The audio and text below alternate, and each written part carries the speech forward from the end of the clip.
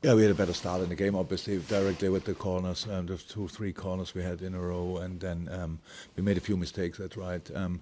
So both teams had obviously possession spells, but in our possession spells we didn't really create because we didn't have enough bodies between the lines, played a bit too much around the formation than trying to find the gaps to pass the ball through.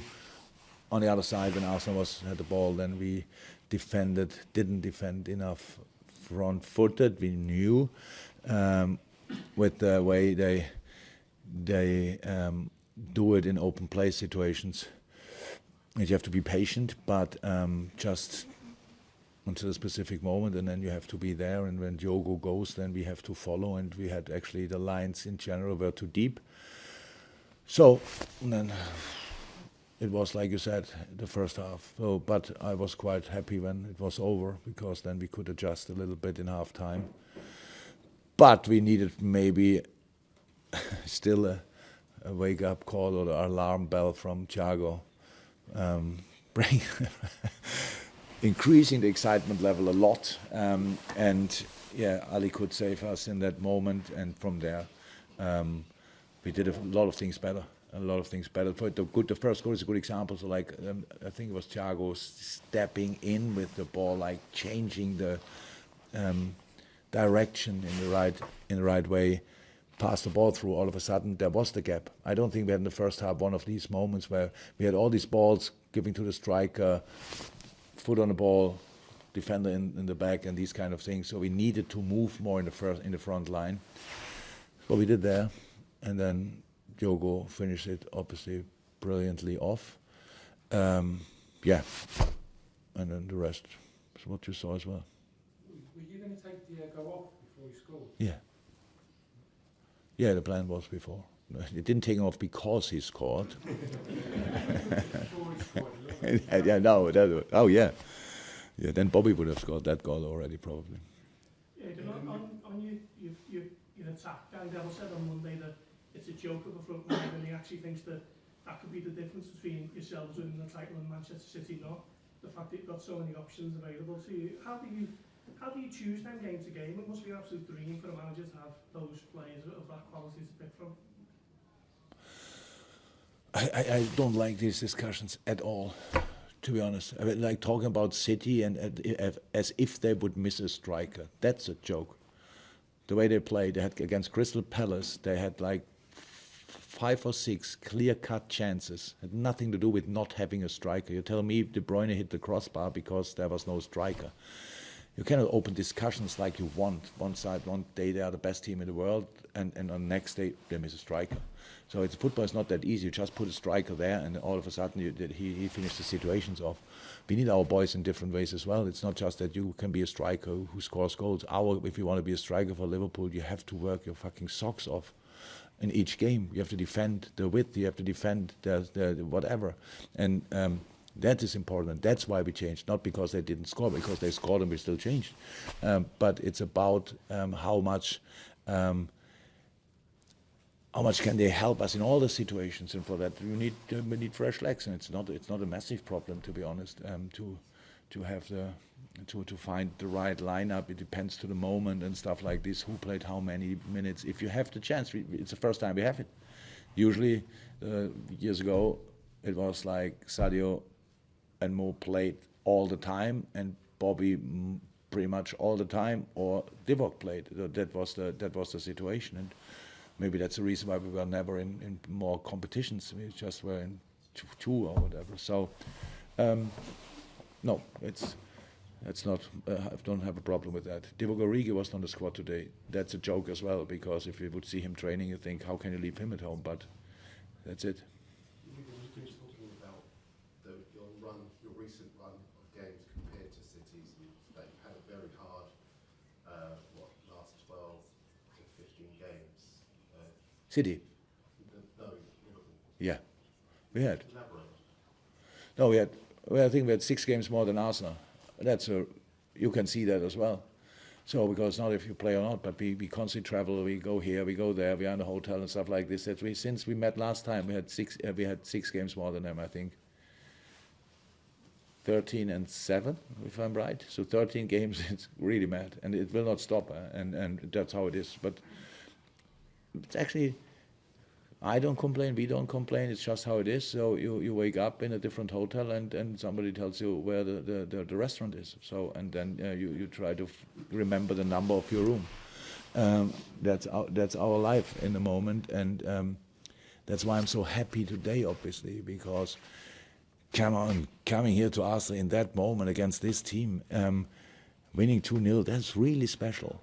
That's really special.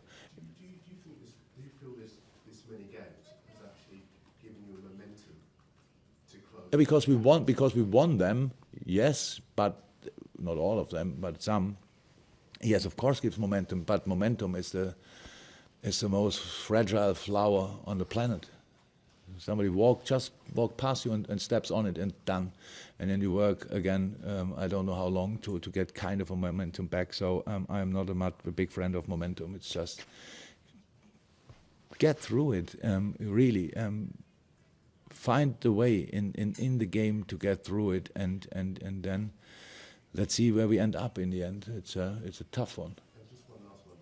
You've been in front, now you're coming from behind. Which of the two positions do you prefer? I would prefer now being 20 points in front, to be honest. Massively. James Pearce, and then we'll take the gentleman back. Jurgen, that's 17 Premier League clean sheets now this season. I think one conceded in the last 7. Obviously, you can't always be your fluid best, can you, when you're going for a title like this? How important is that solidity that you seem to have at the moment? That's a clear agreement of us, a clear agreement. Since we had to readjust it, to be honest, so like early January. So like we have to agree on defense first, because otherwise you are some team, like any team or whatever. You win or you lose, or you win or you lose. And today we won 2-0, but we had games where we won 1-0, and we wouldn't have won these games if we are not defensively spot on. The last line in general was today incredible. Ali saved us again, but what the two fullbacks did was absolutely insane. So I said it already before, but if one of you thinks still that Trent cannot defend, then sorry, you have no idea about football. And everybody who says that, it's just madness. Boy, but to play against Martinelli, what Hendo did, like running 50 times to that side, because we second half we defended better than the only real option they had were to play the diagonal balls for Martinelli. So, and then you have these 1-1 situations constantly. That was absolutely, these situations were the winner today. Yes, we needed still to score goals, but that we defended them in these situations, that was essential. And from a coaching point of view, you must have loved the second goal with the counter press and Bobby and then Andy that created that chance out of nothing. Really. Absolutely, top goal, top goal, and Robbo really waited. Robbo didn't take the first opportunity. He obviously got the ball, stepped in the box, and then he was waiting for the movement in the box, and then we found, I think there were 2 or 3 players in a proper position, but Bobby got foot or whatever on the ball. That's the shambles of my position. I saw it once, and I didn't even know who scored, but I heard it then. I saw the yellow card for Bobby, and I thought he probably will not take the shirt off if Hendo scores. So, I will watch it back.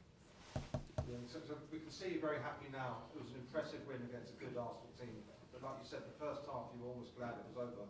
What were you getting so upset and angry about towards the end of the first half? You were talking to the fourth official.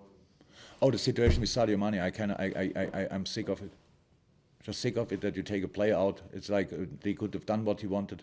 Everything was foul. He fouled or he didn't get fouled. That was what I was talking about. Had nothing to do with the game. I have no idea. Maybe somebody can explain it to me. Why Sadio don't get free kicks, and tell me not he's a diver or whatever. He's not. I know him better than anybody else, and he's not. And maybe he's one, it's not a clear foul, but then for him it's always like this. If it's one, if he maybe has only little contact and goes down, then you will see it. The next 5 situations, he will not even, for the proper ones, he gets a free kick, and that was what I was. A lack of protection, in other words. Sorry? A lack of protection, in other words. Whatever you want to make of it, just look the situations back and tell me that's always not a foul. I mean, Ben White in the corner, Sadio press him. Ben kicks the ball out more or less. There's no contact. but still free kick for Arsenal. So it's smart from Ben White. But if Sadio's doing that, the whole stadium is on their toes, and the ref thinks, "Oh my God, he's doing it." I'm sick of that. That's why I was a bit angry. Jurgen, just on that point on momentum, when you're on a run like this, is there a certain amount of kind of muscle memory that kicks in, you tap for the team, or is that too easy to say from the outside? So it seems like you've had much rhythm,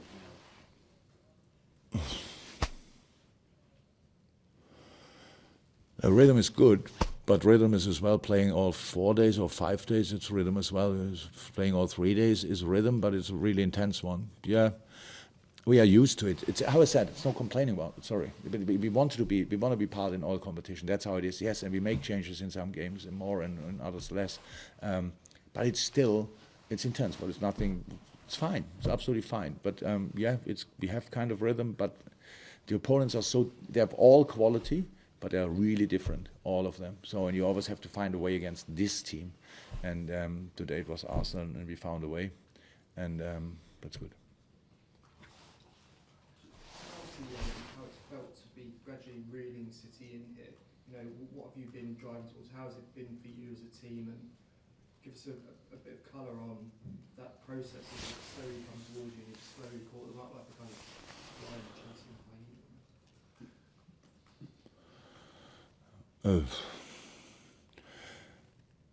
hyena. I really don't think a lot about City. That's the truth. I know that the only chance we have is to win an incredible amount of football games, because our opponents win incredible amount of football games. There's no chance to drop. I said it before. The last few years, we pushed each other on insane levels. So we only had, I forgot the number, but 90 odd points, because they had that many points, and they had it only because we had it, and that's the situation. So it makes each game a final, and that's, you can enjoy that absolutely, but you need to be ready for the intensity as well. I mean intensity now here, if you are really to be really there. I don't think it's a problem for a human being to be all 3 days like completely focused on what you do, but then comes in the physical part. Makes you tired. You feel it here, you feel it there. So that's what we are constantly fighting. City, we don't fight City. We play City in 3-4 weeks. I don't know exactly.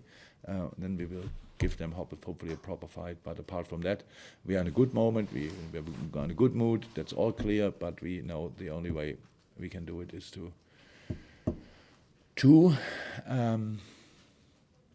dig really deep. If I didn't answer your question, then it was because I didn't understand it. I thought I got it, but I was not 100% sure. So, gentlemen, by the way, you can say, yeah, I'm good already since 20 minutes. So, thank you very much.